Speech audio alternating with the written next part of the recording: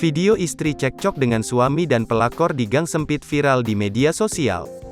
Video viral itu diunggah oleh akun Instagram @andreli_48, Sabtu, tanggal 19 Februari tahun 2022.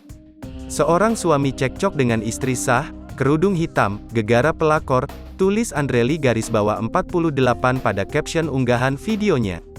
Dalam unggahan video itu memperlihatkan seorang suami sedang mengantarkan wanita lain yang diduga selingkuhannya di gang sempit. Tampak suami dan selingkuhan ini menyusuri gang sempit dengan sisi kanan kirinya mirip rumah kontrakan.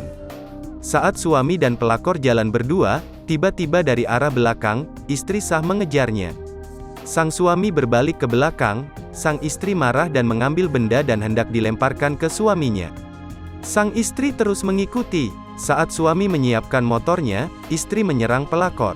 Melihat keributan tersebut, suami membela selingkuhannya dengan mendorong istrinya hingga terjatuh.